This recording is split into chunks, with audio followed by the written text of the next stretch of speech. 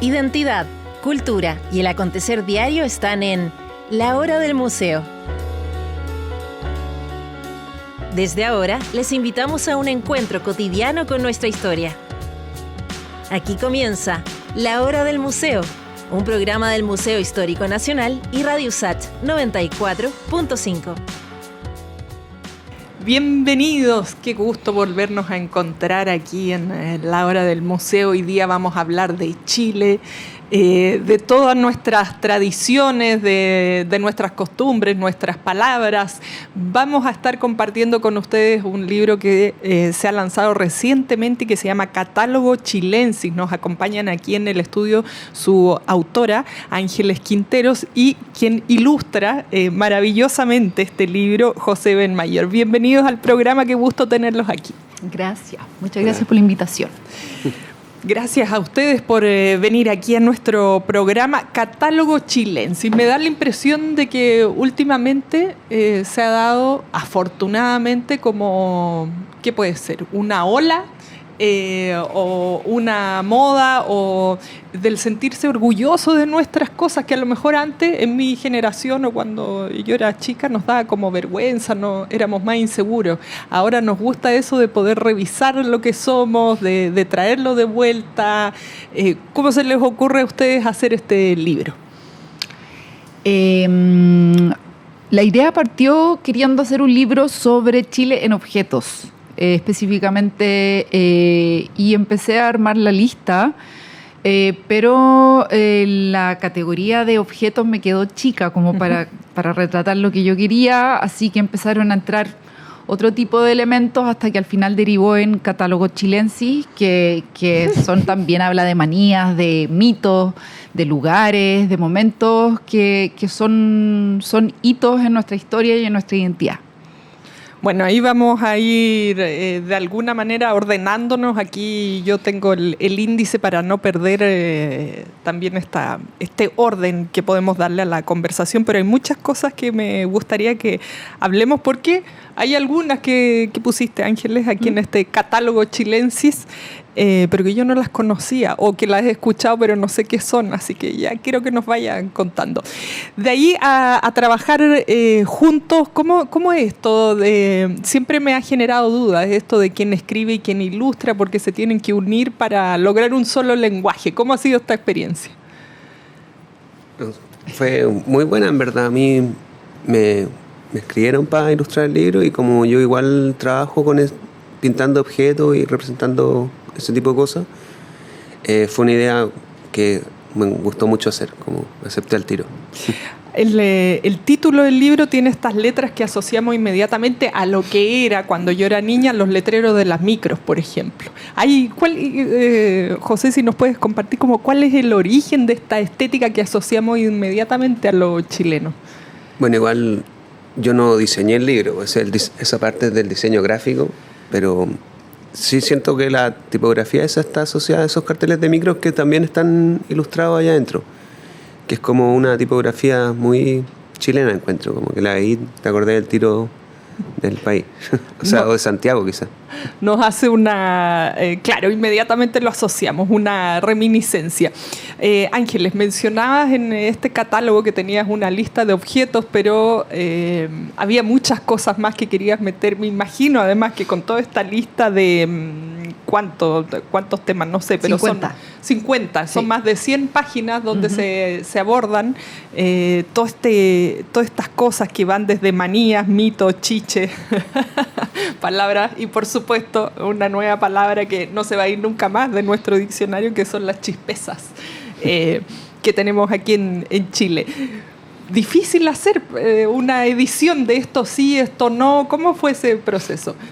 Sí, fue bastante difícil porque además que la lista inicial era de 300 elementos, entonces tuve ahí que empezar a discriminar y al final quedarme con una lista que fuera súper diversa, o sea, que hubiese, no sé, gastronomía, artesanía, lugares, que se hablara de personajes también, de patrimonio inmaterial, como que fuera súper mezclada las categorías. Ese fue un criterio, y el segundo, que ojalá retratasen o hablasen de algún hito relacionado con nuestra historia.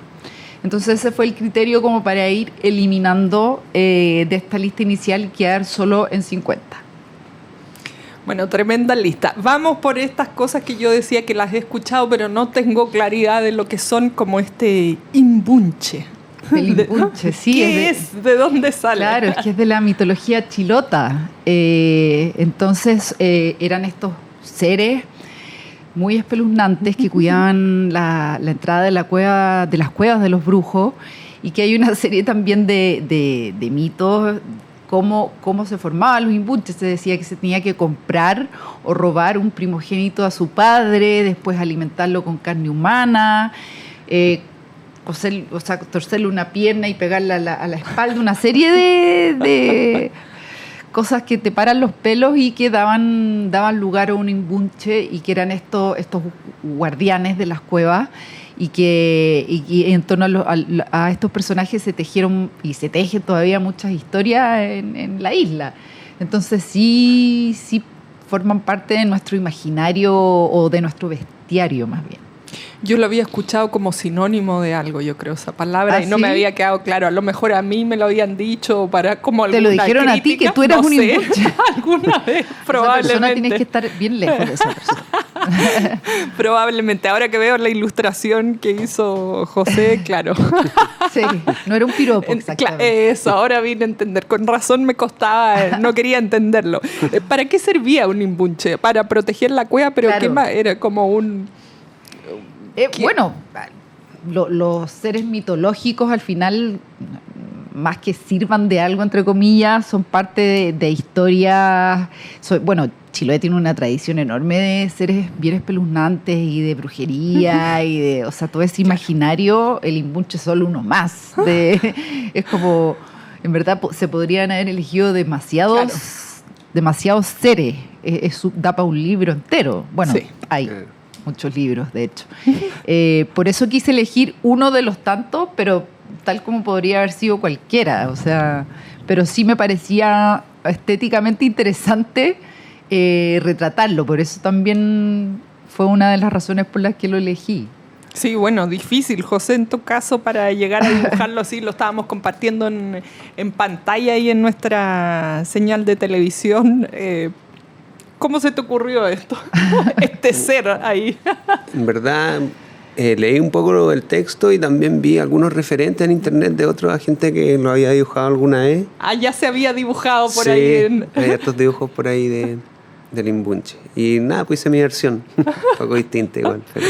¿Y esos referentes de imbunche son antiguos? ¿Son de gente de la zona? Como... Es que en verdad en internet hay de todo. Como que hay unos más antiguos, hay unos de ilustradores de ahora. Como hay harta gente que lo ha ilustrado alguna que otra vez. Entonces, claro, las versiones que habían eran bien oscuras. Como medios de portadas de discos de satánicos, ¿cachai? Cosas claro. más. Y yo hice una cuestión más amigable en teoría.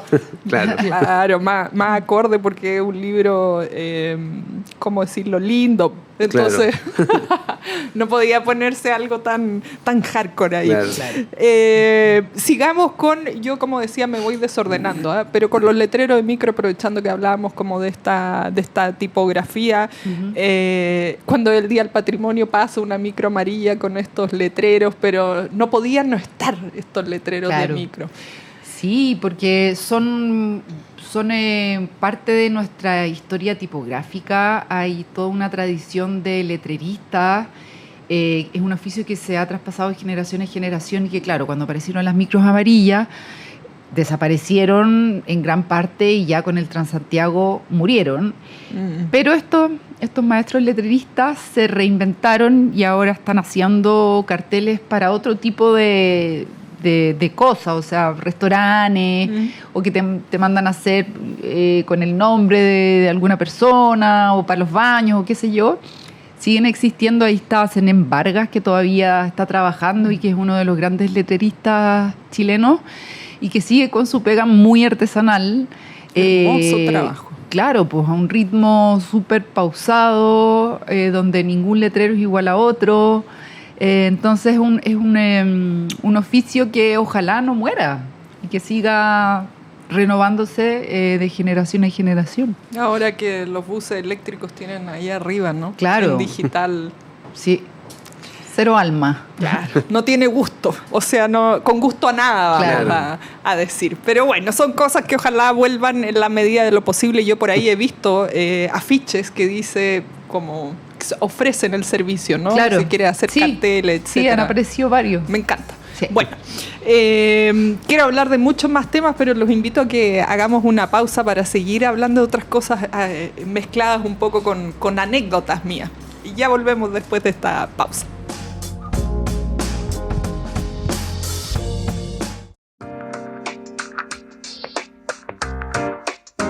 Seguimos conversando aquí en la hora del museo de este catálogo chilensis, con todas estas cosas que nos hacen así el corazoncito, así como nos recuerdan, nos evocan muchos momentos, ya sea de la infancia, de ahora. No solo son cosas del pasado, son cosas que, objetos que usamos ahora, o mitos que son parte de nosotros, o dichos, en fin, todas estas cosas que uno, si es chileno, la siente muy cercana.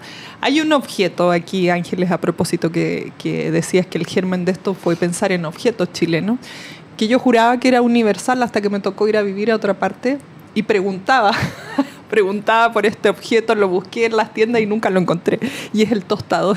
Sí, el tostador chileno es una genialidad, francamente, que es súper antiguo, de los años 40, 50, por ahí, que parte con la reutilización de partes del sillón, partes de abajo del sillón, o jaulas de canario, o cubiertos, o sea, eran materiales reciclados. Claro.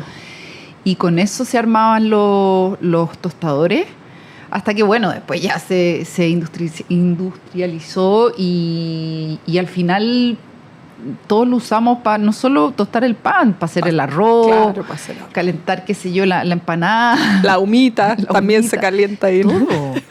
Y sí, pues es un artefacto que viaja cuando los chilenos se van a ir fuera, lo llevan, porque no los venden en otro lado. No lo venden. No. Yo pensé que era algo así, ponte tú, como de origen alemán, no sé, como otras cosas que... ¿No? Pensé Para que nada. era un artículo de alta tecnología que había quedado aquí en Chile. Claro. Y bueno, tú me dices que de hecho se armaba en un inicio con partes de otras cosas, Claro, o sea, sí. medio reciclado. Totalmente.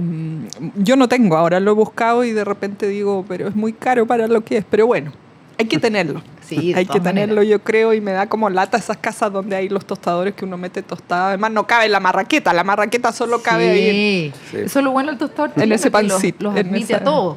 Sí. El Roberto Carlos de la cocina. Tiene muchos amigos.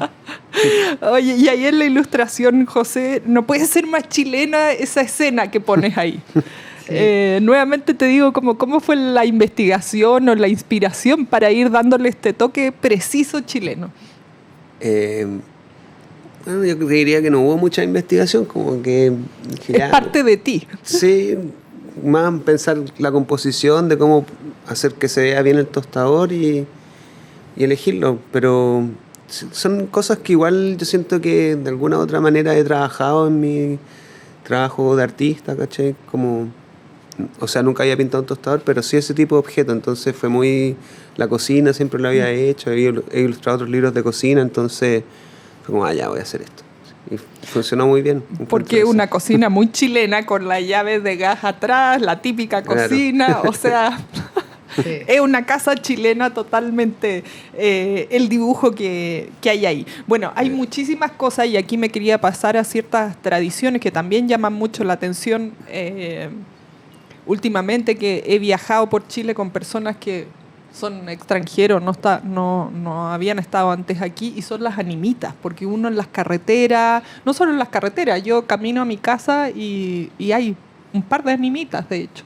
Sí. ¿De dónde vendría esa tradición? ¿Desde cuándo? ¿Por qué le tomamos tanto cariño? Porque hay muchas animitas que además no eran parientes nuestros ni seres queridos nuestros, y la gente va de todas formas a dejar monos de peluche, por ejemplo, esa gran animita que hay en una de las carreteras, Sí. en fin. Sí, bueno, es una tradición súper latinoamericana, no es exclusivamente chilena, pero es en Chile donde adquieren ese nombre de animita. Es un tipo de cenotafio como existen varios, es decir, un lugar donde se recuerda a un muerto, pero donde no está su cuerpo enterrado. Entonces, puede haber cenotafios en miles de lugares. Obviamente los que nosotros solemos ver es la de las carreteras o autopistas, que claramente tienen toda la función de que las almas que mueren repentinamente no queden penando, porque se supone que cuando son tan intempestivos estos accidentes o estas muertes, no se dan cuenta que se murieron y las almas quedan ahí como pasó.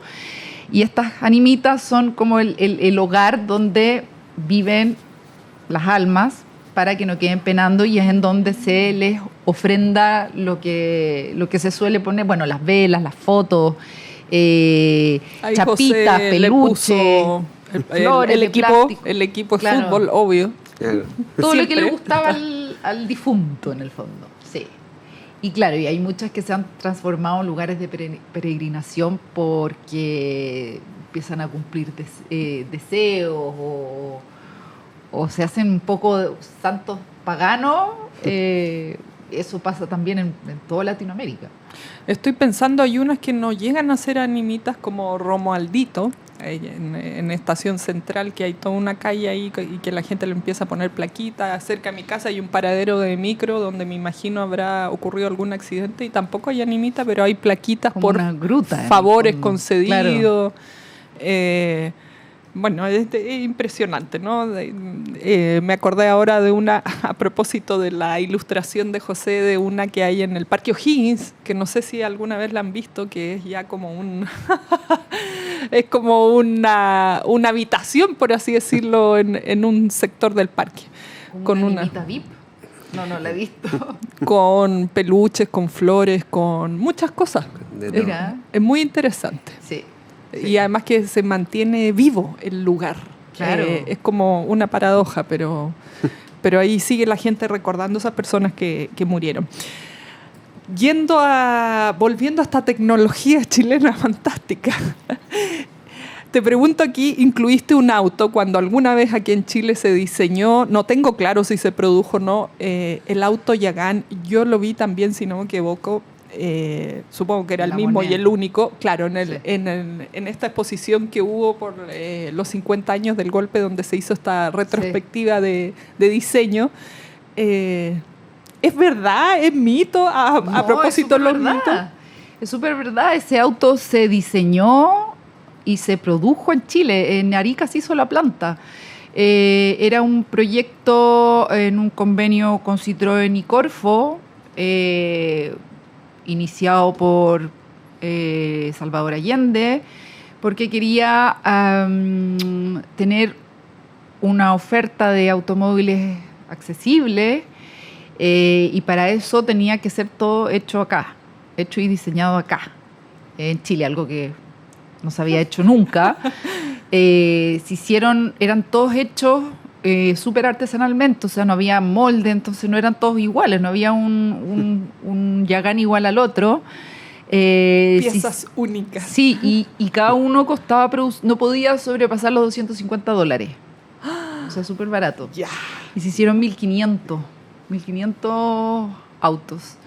Y también se hicieron unas versiones para ¿cómo se llama? Patrullar las fronteras del norte. No, sí fue pero fue totalmente verdad. O sea, el que estaba, ya creo que Ya sí, terminó en diseñar la revolución, estaba ahí el Yagán precioso, además. Es como muy distinto, es bien atractivo. Tú aquí le pusiste un eslogan. ¿Era verdad ese eslogan que dice juventud y audacia de un nuevo modelo con la experiencia y prestigio? Sí, no lo inventé yo. No, esa era la propaganda que salía en los diarios, que era un auto con los pies bien puestos en la tierra. Eso decía, y que en el fondo estaba como armado para que fuera como un auto multipropósito, del hombre trabajador, que fuera perrao, que fuera como durable, bueno, y barato, ante todo. Y súper chileno. Claro, accesible. Sí. Ya quisiera yo un auto por $250, hasta por $2,5 millones. Sí. Estaría fantástico. José, tú ahí pones un auto, no sé si era así o no, pero se ve espectacular el dibujo que le hiciste. No, sí era así. Igual también no conocía el auto Yagán y lo tuve que ver en internet y buscar hartos modelos hasta que hice como una idea, un promedio entre todos los que vi y saqué ese. Bueno, le hace harta justicia y queda perfecto con el eslogan, uno se la compra, pero ¿qué habrá pasado con esos 1.000 o 1.500 autos por ahí en alguna desarmaduría? Me gustaría saber esa gente que alcanzó a tener el Yagán. ¿Qué es lo que deben pasó? estar ahí guardadísimos, imagínate, son unos tesoros históricos. Uno se quedó con la mala experiencia de los Lada cuando llegaron Claro. a Chile, que se desarmaban solos, Sí. que eran súper baratos, pero como que la gente se queda con el manubrio en la mano, con la palanca de cambio. Sí. Bueno, ya vimos que no iba por ahí nuestro talento chileno de hacer auto. Por donde sí va el talento y es un producto reconocido mundialmente, y aquí sí que la gente lo asocia a lo chileno inmediatamente, es Condorito. Sí. No podía no estar en este catálogo ¿Cómo chileno. iba a faltar? Condorito. Sí, Condorito es un caso bien especial porque al final, a pesar de ser súper chileno y que nosotros encontramos que el humor es muy local y que quizás traspasando las fronteras no lo entenderían mucho, es todo lo contrario. O sea, logró traspasarla y llegar a distintos países latinoamericanos. Hay países que ni cachan que Condorito es chileno. Y después, claro, hacen como, dicen, es como un detalle, no es nada importante. Entonces es lindo ver eso también como darse cuenta que existe algo como la identidad latinoamericana, que al final los personajes ahí tan prototípicos que nos presentan en las tiras, son personajes que te encuentras en cualquier pueblo de Latinoamérica y son historias de amistad también, de relaciones familiares, Claro. bueno, de borrachera. Personajes típicos. Claro, y que están en todas partes. Todos somos algunos de esos personajes. Claro, exactamente. Mientras no sea Doña Treme, estamos todos bien. No sé cualquiera de O el los garganta otros. de lata. Tampoco me gustaría. Bueno, los invito a que hagamos una pausa para seguir conociendo más de nuestra cultura chilensis aquí en este catálogo chilensis que estamos compartiendo con ustedes hoy.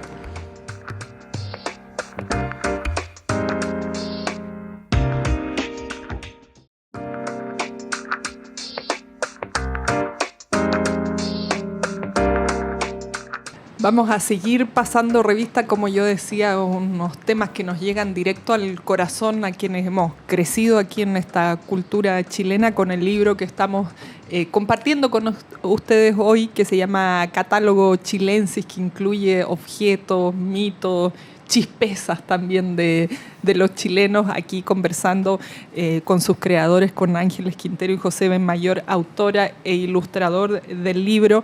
Me quedé con una cosita, un dato que además tú pones, Ángeles, en el libro de Condorito, que muera el roto Quesada. Mi mamá me dijo alguna vez que cuando ella era niña, esa frase en efecto sí se leía en algunos muros. Sí, hasta principios de los 80. Porque, bueno, la historia del roto Quesada nace porque estaban en el casino era un casino militar, no me acuerdo dónde.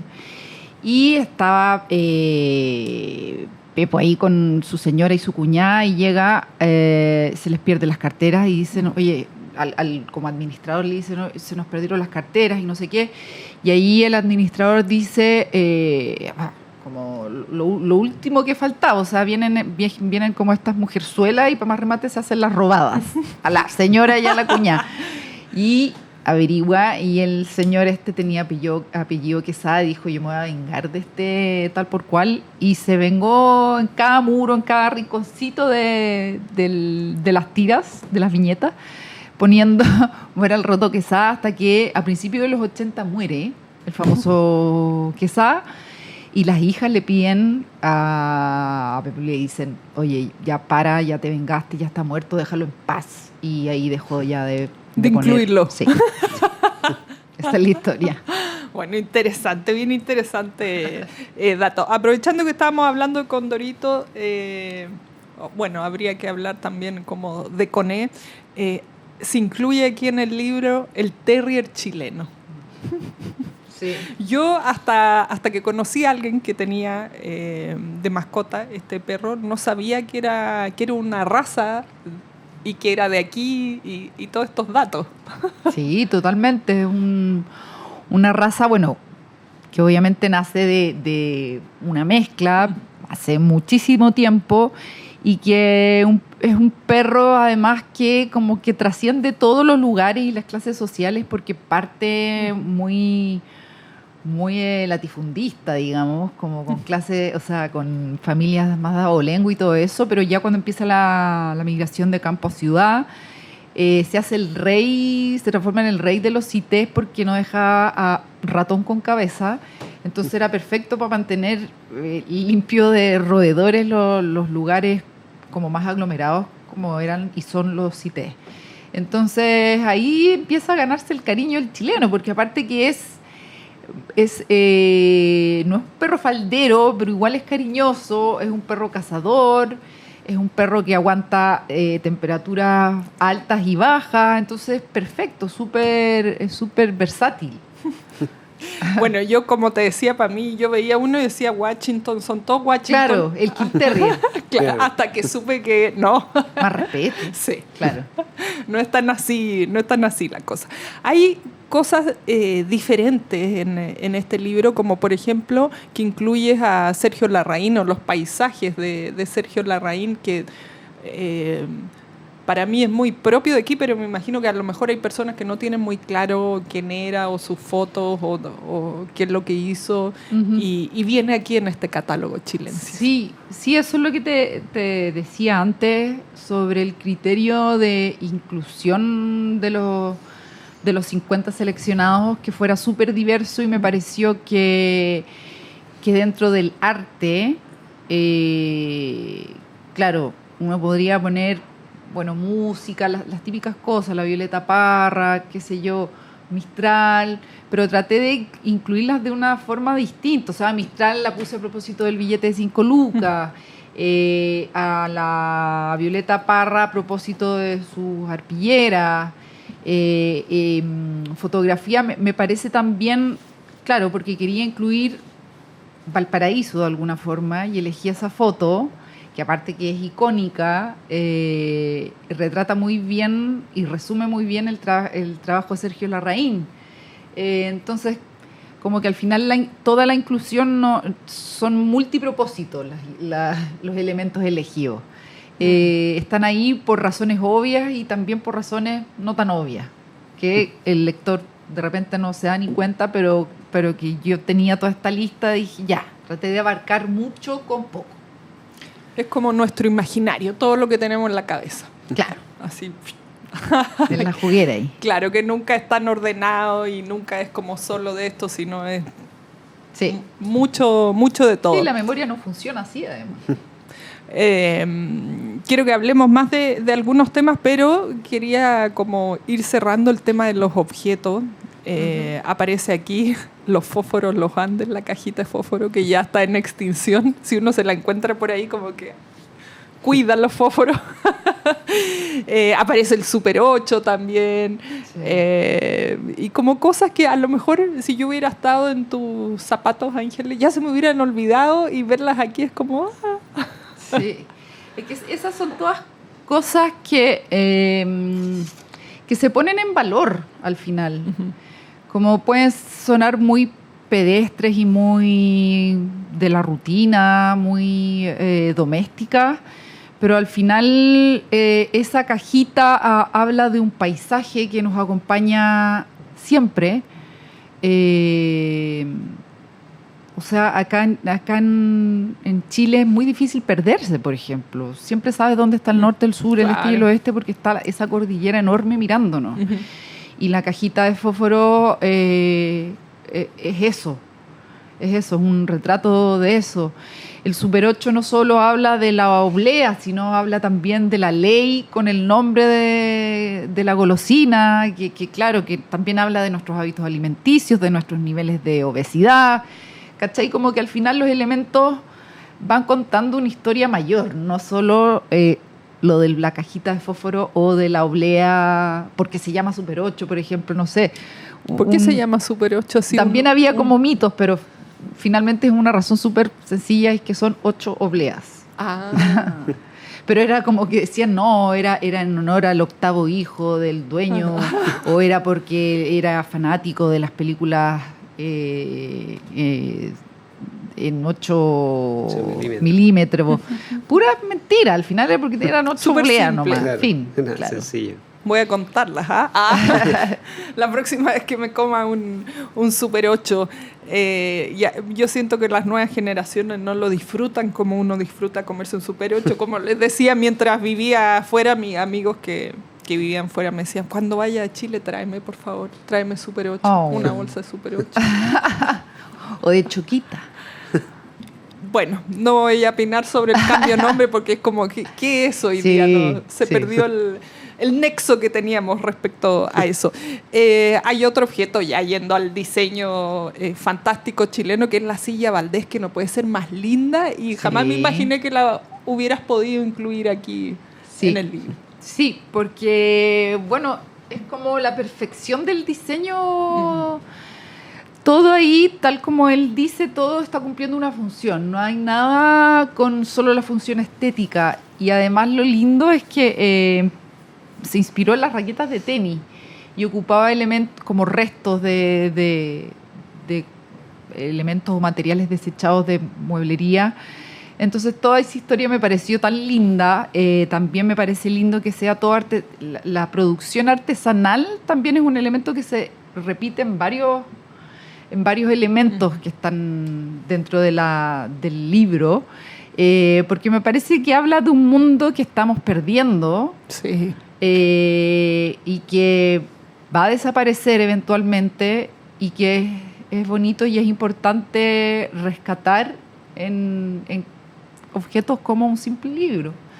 Entonces esa también fue una de las razones de poner la silla Valdés, que es una belleza, es perfecta y imagínate la cantidad de años que lleva, ya es un clásico ya. Claro, y además un ícono de ahí del diseño que ya quisiéramos todos tener alguna ahí en la casa. Los invito a que hagamos una pausa, la última pausa de hoy día, para regresar en el último bloque del programa pasando revista a este catálogo chilensis.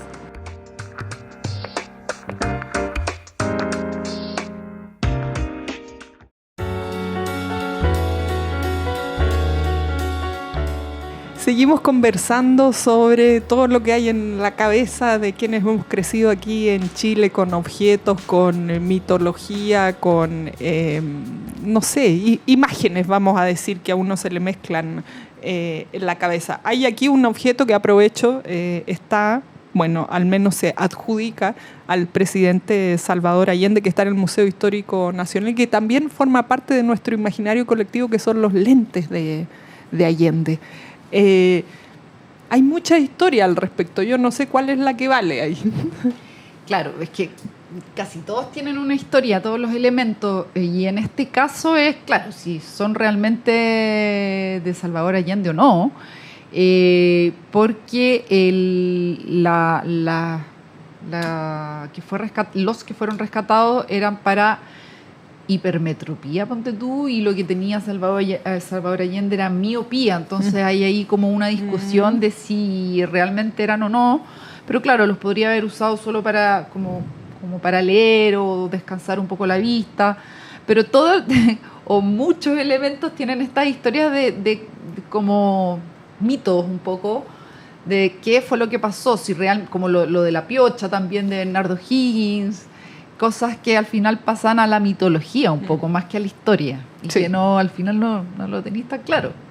Bueno, hay tiempo para descubrirlo, y si no, uno se queda con ciertas historias sabrosas que ya da lo mismo si son verdad o no, son entretenidas en sí.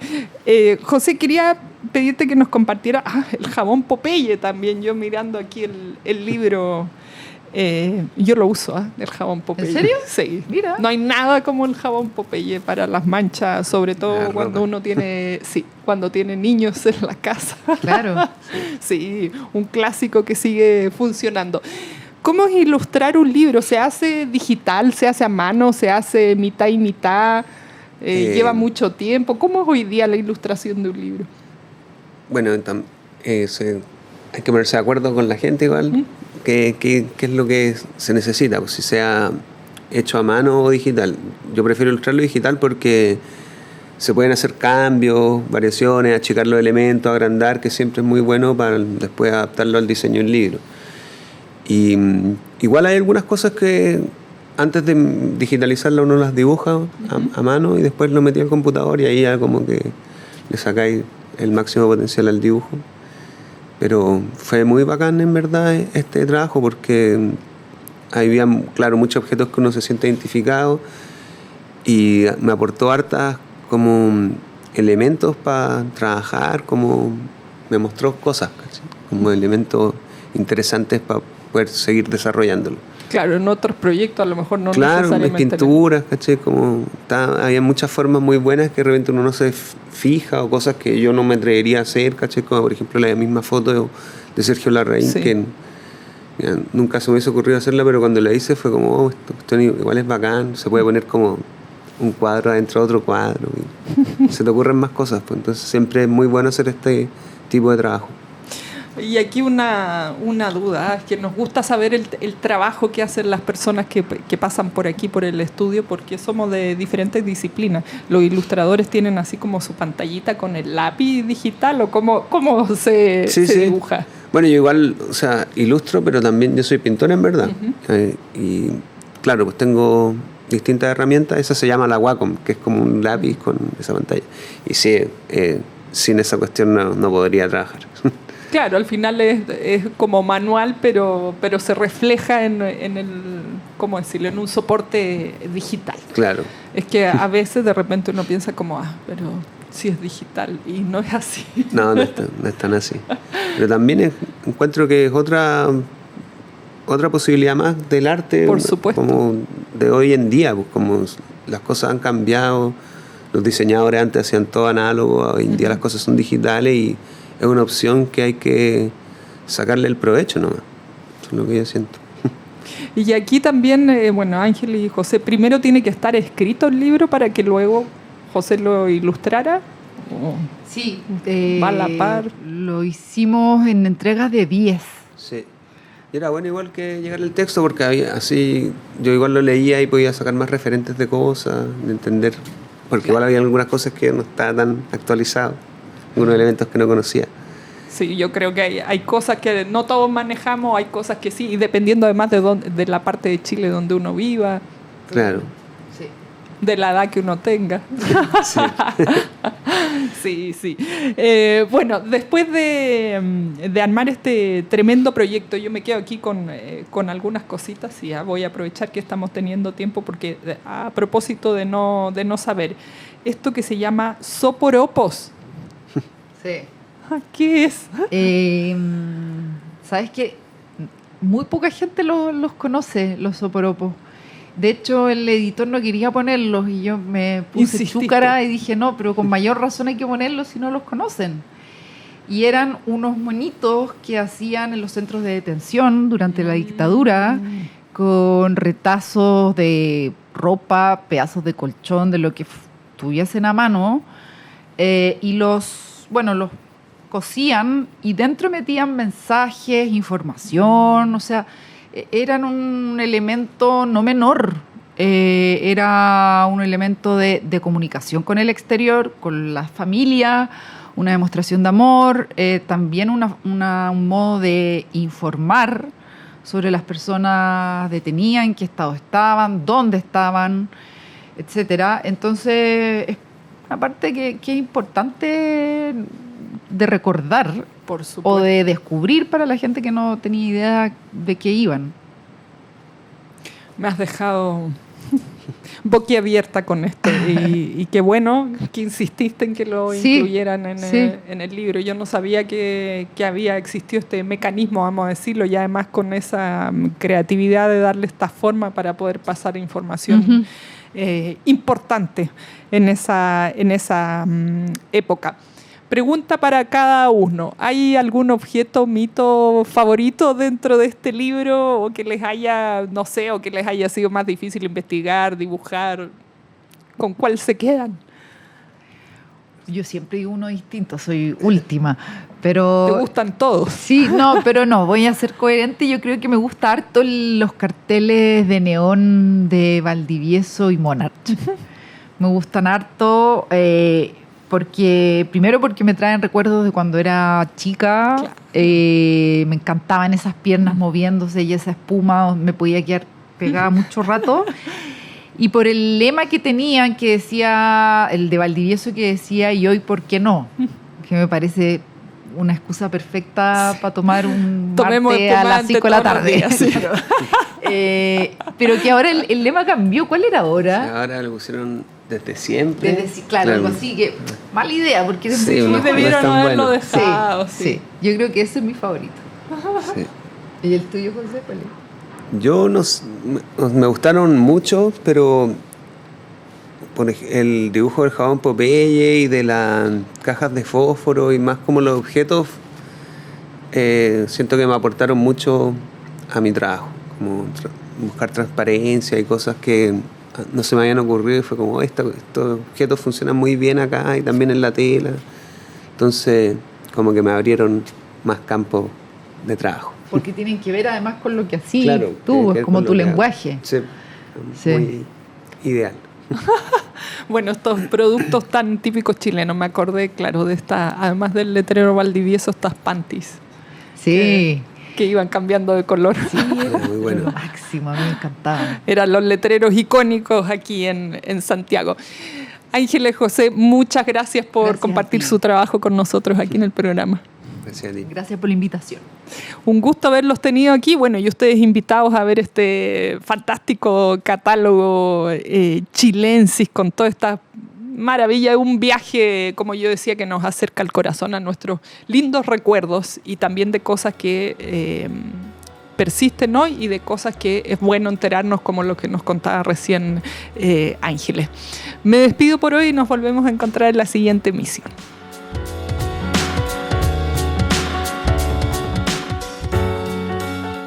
Esto fue La Hora del Museo, un encuentro cotidiano con nuestra historia.